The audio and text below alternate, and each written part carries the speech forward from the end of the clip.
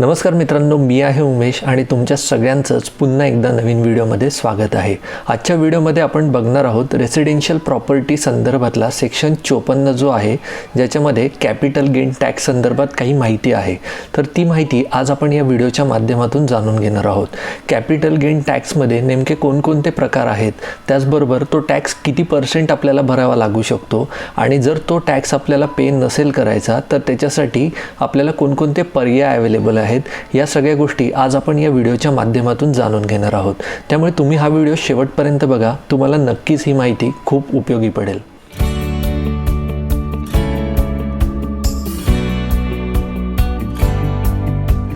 Capital gain टॅक्समध्ये मुख्यतः दोन प्रकार पडतात। पहिला जो आहे तो short term capital gain tax आणि दुसरा जो प्रकार आहे तो long term capital gain tax.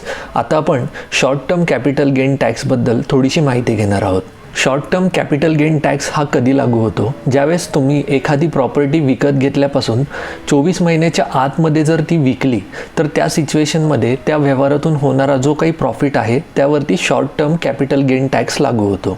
हा टॅक्स तुम्हाला कंपल्सरी भरणं गरजेचं असतं। हा टॅक्स नक्की किती % लागतो, तर तुमचा IT रिटर्नचा जो स्लॅब आहे, काही लोकांचा 20% स्लॅब असतो तर काही लोकांचा 30% स्लॅब असतो। ज्या प्रकारचा तुमचा IT रिटर्नचा स्लॅब आहे त्या प्रकारे तुम्हाला याच्यावरती टॅक्स भरणं गरजेचं असतं। शॉर्ट टर्म कॅपिटल गेन टॅक्समध्ये तुम्हाला कोणतंही एक्झम्पशन किंवा इंडेक्सेशन बेनिफिट मिळत नाही। हा टॅक्स तुम्हाला कंपल्सरी भरणं गरजेचं असतं। आता आपण बघूयात दुसरा जो प्रकार आहे long term capital gain tax, हा नक्की कधी ॲप्लिकेबल होतो। Long term capital gain tax ज्यावेळेस एखादी प्रॉपर्टी तुम्ही विकत घेतल्यापासून 24 महिन्यानंतर जर ती प्रॉपर्टी सेल करत असाल आणि सेल केल्यानंतर त्या झालेल्या व्यवहारातनं तुम्हाला जो काही प्रॉफिट होतो त्या प्रॉफिटवरती long term capital gain tax हा ॲप्लिकेबल होतो। हा जो पिरियड आहे हा पूर्वी 36 महिन्यांचा होता, रिसेंटलीच त्यांनी तो कमी करून 24 महिन्यांवरती आणलेला आहे।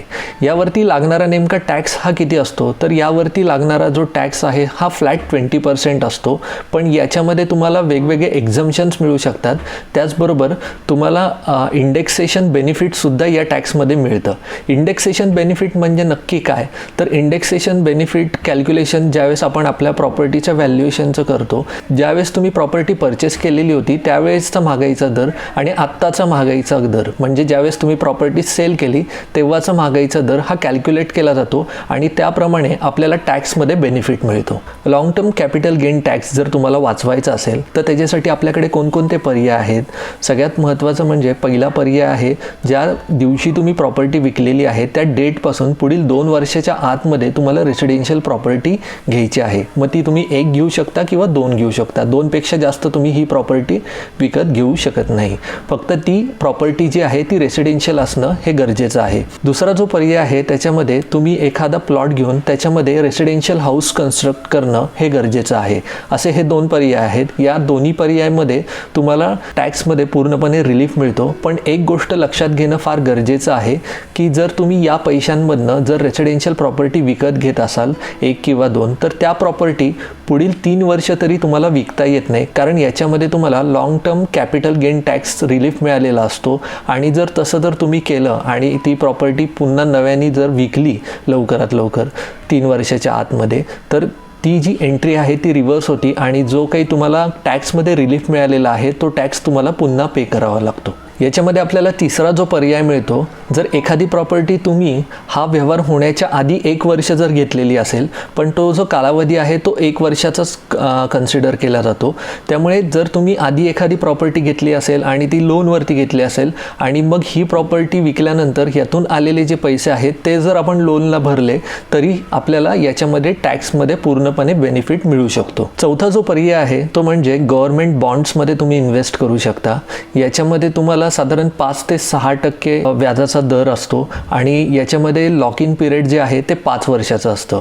ते 5 वर्ष पैसे जे आहेत ते तुमचे अडकून राहतात आणि 5 वर्षानंतर हे पैसे पूर्णपणे टॅक्स फ्री होतात। हाही एक चांगला ऑप्शन आहे।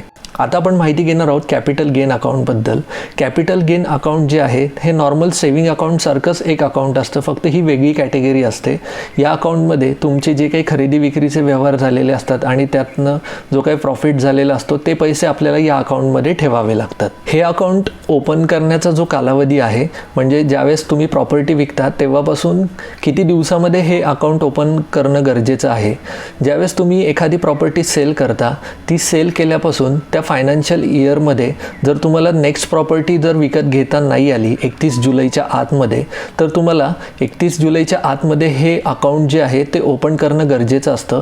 आणि नुसतं अकाउंट ओपन करून चालत नाही, तर हे जे पैसे आहेत तुमच्या सेविंग अकाउंटमधले, तर ते सगळे पैसे या कॅपिटल गेन अकाउंटमध्ये ट्रान्सफर होणं गरजेचं असतं. हे पैसे कॅपिटल गेन अकाउंटला आल्यानंतर या अकाउंटमधनं तुम्ही याची FD सुद्धा करू शकता. जर तुम्हाला माहीत असेल की 6 महिने तरी आपल्याला प्रॉपर्टी नाही मिळणार, तर 6 महिन्याची FD करू शकता. म्हणजे नॉर्मल सेविंग अकाउंटप्रमाणेच हे अकाउंट ऑपरेट तुम्हाला करता येतं. फक्त या अकाउंटमधनं तुम्हाला स्वतःला पैसे विड्रॉ करता येत नाहीत लगेच. जर पुढील 2 वर्षात तुम्हाला जर प्रॉपर्टी विकत नाही घेता आली आणि ज्यावेळेस तुम्हाला हे पैसे विड्रॉ करायचे असतात, तर त्या सिच्युएशनमध्ये जो long term capital gain tax तुम्हाला जो लागू झालेला असतो, तो टॅक्स भरल्याशिवाय हे पैसे तुम्हाला विड्रॉ नाही करता येत. त्याचबरोबर ह्यातनं जे काही अमाऊंट या अकाउंटमध्ये असती, तर यातून ज्यावेळेस आपण नवीन प्रॉपर्टी विकत घेतो, तर त्या पार्टीच्या नावाने आपण इथून चेक किंवा DD या अकाउंटमधनं विड्रॉलसाठी वापरू शकतो. पण तुम्हाला स्वतःला नॉर्मली या अकाउंटमधनं पैसे काढण्यासाठी पहिला टॅक्स पे करणं हा गरजेचा असतो. आता आपण माहिती घेणार आहोत गव्हर्नमेंट बॉन्ड्सबद्दल, ज्याच्यामध्ये आपण पैसे जर इन्व्हेस्ट केले तर तिथे सुद्धा आपल्याला लॉंग टर्म कॅपिटल गेन टॅक्समध्ये रिलीफ मिळतो. तर ते जे बॉन्ड्स असतात तर ते 2 प्रकारचे असतात. पहिला जो बॉन्ड आहे तो आहे NHAI, national highways authority of India. दुसरा जो बॉन्ड आहे तो REC, रूरल इलेक्ट्रिफिकेशन कॉर्पोरेशन. या बॉन्ड्समध्ये ज्यावेळेस आपण पैसे इन्व्हेस्ट करतो त्यावेळेस याचं जे लॉक इन पिरियड असतं ते 5 वर्षाचं असतं. 5 वर्षानंतर ही जी अमाऊंट आहे ती पूर्णपणे टॅक्स फ्री होते. याच्यामध्ये मिळणारं जे व्याजाचा जो दर असतो, म्हणजे इंटरेस्ट रेट जो आहे तो साधारण 5 ते 6% असतो. तो कमी जास्त होत राहतो. या बॉन्ड्समध्ये किती महिन्याच्या आतमध्ये पैसे इन्व्हेस्ट होणं गरजेचं आहे, म्हणजे ज्या दिवशी तुम्ही प्रॉपर्टी विकलेली आहे त्या डेटपासून किती महिन्याच्या आतमध्ये हे पैसे त्या बॉन्ड्समध्ये इन्व्हेस्ट होणं गरजेचं आहे. तर त्याची जी कालावधी आहे तो प्रॉपर्टी विकल्याच्या डेटपासून 6 महिन्याच्या आतमध्ये तुमच्या जे काही पैसे आहेत सेविंग अकाउंटमधले, त्या अकाउंटमधनं तुम्ही हे बॉन्ड्स जे आहेत ते विकत घेऊ शकता. आणि हे बॉन्ड्स विकत घेण्यासाठी तुम्ही तुमच्या CAशी कन्सल्ट करू शकता. तर आत्ता आपण बघितलं रेसिडेन्शियल प्रॉपर्टीचं सेक्शन 54 कॅपिटल गेन टॅक्स संदर्भातली संपूर्ण माहिती आज आपण या व्हिडिओच्या माध्यमातून जाणून घेतलेली आहे. मला जेवढी काही माहिती होती ती माहिती मी देण्याचा प्रयत्न केलेला आहे. तुम्हाला जर अजून याच्यामध्ये काही क्वेरीज असतील तर तुम्ही तुमच्या CAला वगैरे विचारू शकता. मला जेवढी काही माहिती याच्याबद्दल मिळाली आणि जेवढी काही माझा जो काही मी स्टडी केला ती माहिती मी या व्हिडिओच्या माध्यमातून तुम्हाला देण्याचा प्रयत्न केला. तुम्हाला हा व्हिडिओ कसा वाटला हे नक्की मला कमेंट करून सांगा. व्हिडिओ जर आवडला असेल तर व्हिडिओला लाईक करा, व्हिडिओ तुमच्या मित्रांबरोबर शेअर करा. आणि अजूनपर्यंत तुम्ही मला इंस्टाग्राम आणि फेसबुकवरती फॉलो केलं नसेल तर त्याचे जे लिंक्स आहेत ते डिस्क्रिप्शनमध्ये सुद्धा दिलेले आहेत. त्याचबरोबर स्क्रीनवरती तुम्हाला ते IDs बघायला मिळतील. आणि अजूनपर्यंत तुम्ही आमचा चॅनल सबस्क्राईब नसेल केला तर आमचा चॅनलसुद्धा नक्की सबस्क्राईब करा. चला तर मित्रांनो, पुन्हा भेटूया अशाच एखाद्या नवीन व्हिडिओमध्ये. तोपर्यंत बाय बाय, टेक केअर.